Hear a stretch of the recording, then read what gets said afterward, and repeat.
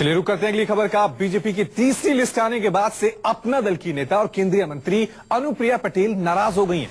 कल यूपी के कुल 67 उम्मीदवारों के नाम का ऐलान बीजेपी ने किया था। अनुप्रिया इस बात से नाराज हैं कि जिन सीट पर अपना दल से बंटवारे को लेकर चर्चा चल रही थी, उन सीट पर बीजेपी ने अपनी तीसरी सूची में उम्मीदवारों के नामों की घोषणा कर दी है। तीसरी लिस्ट में बीजेपी ने वाराणसी की रोहानिया, मिर्जापुर की चुनार और बांदा की मनिकपुर सीट की डिमांड अनुप्रिया पटेल ने बीजेपी से की थी, लेकिन बीजेपी ने इसे खारिज कर दिया है, जिसके बाद अनुप्रिया काफी नाराज दिख रही है। चलिए इस खबर पर और ज्यादा जानकारी के लिए सीधा रुख करते हैं हमारे न्यूज रूम का, जहां हमारे संवाददाता अमित कुमार हमारे साथ बने हुए। अमित, कल अखाड़ा परिषद ने बीजेपी से नाराजगी जाहिर की थी, आज अपना दल की अनुप्रिया भी नाराजगी जाहिर कर रही है। बीजेपी आखिर वक्त में इतनी लड़खड़ाती हुई क्यों नजर आ रही है?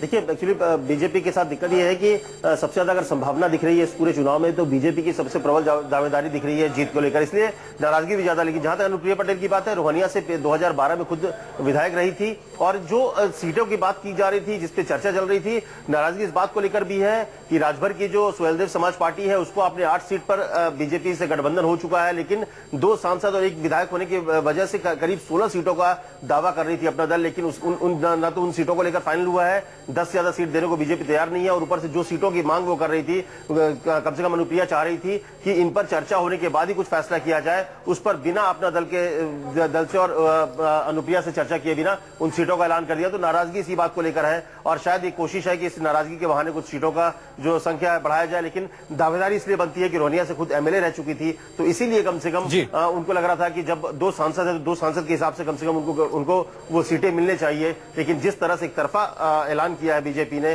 बिना बात की, तो उसको लेकर नाराजगी जता रही है, और सीनियर लीडर के पास भी वो अपनी बात को रखेंगी अनुप्रिया पटेल। अमित, बहुत बहुत शुक्रिया इस तमाम जानकारी के लिए। अब